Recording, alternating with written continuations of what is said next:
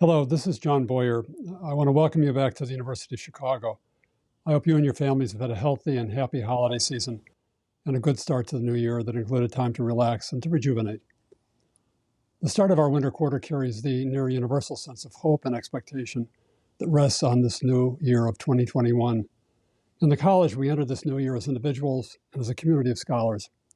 As individuals, we should be encouraged by the global progress over the last few months in addressing COVID-19 in the face of the negative impact it's had on the health and livelihoods of loved ones, friends, and neighbors.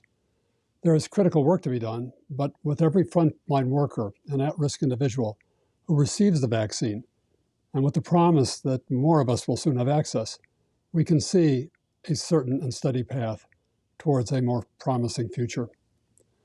As a community of scholars, the start of 2021 reminds us that we live in a vast historical moment, the longer-term consequences of which remain open-ended.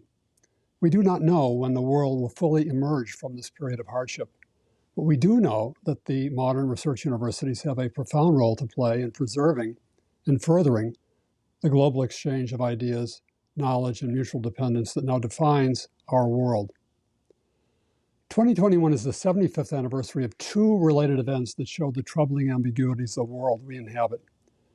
It is the 75th anniversary of the first meeting of the United Nations in 1946, with its utopian pursuit of global peace, security, and human rights, anchored in a democratic world order.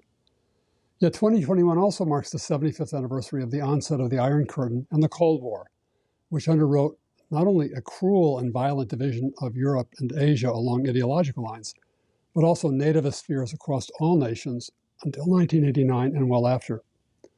Will the world that emerges from the pandemic be any less fragmented than that of 1946?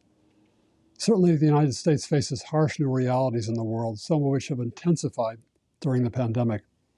The calls across nations to retreat from the globe, to fear strangers, to turn inward, to raise new barriers are in some ways novel and in others all too familiar. But this is something the university will not do. Internationalism sustains our principles, our work, and our creativity, while shared global challenges have inspired our boldest scholarly ideas and traditions. A closed world is an impoverished, battered, and fearful world intellectually and humanistically. In 2021 and the year beyond, the University of Chicago will engage with these challenges by renewing and expanding our resources in global learning and research, building on the unique set of international programs and institutions that we've developed over the last 20 years.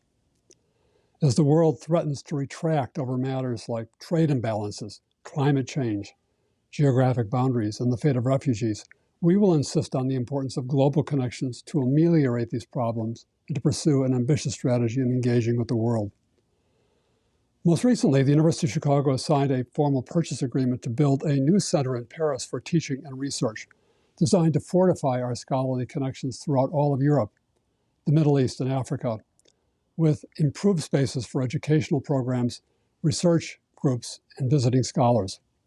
In this way, we will contribute to our nation's re-engagement with these vital regions and to support the research and studies of scholars and students abroad. Along with the activities of the Francis Yuen Center in Hong Kong, opened in 2018, and our existing centers in Beijing and in Delhi, the new Paris Center will further global inclusion and scholarly exchange.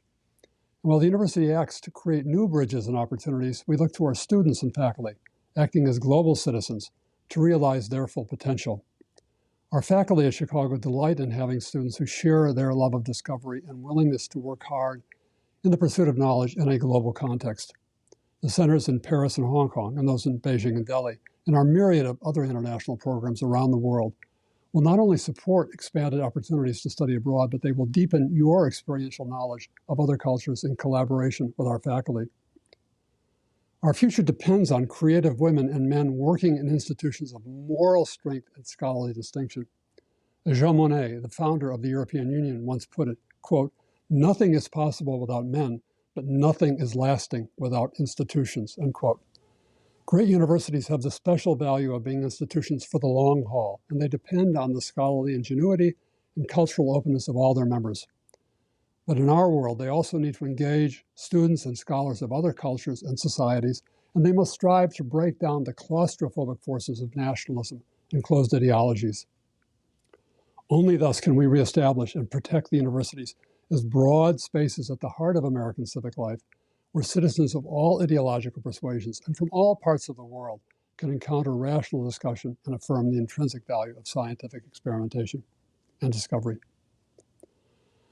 As you begin your classes today, I wish you a stimulating 2021 and a successful quarter ahead filled with intellectual inspiration. Stay safe and welcome back to your intellectual community of Chicago. Thank you.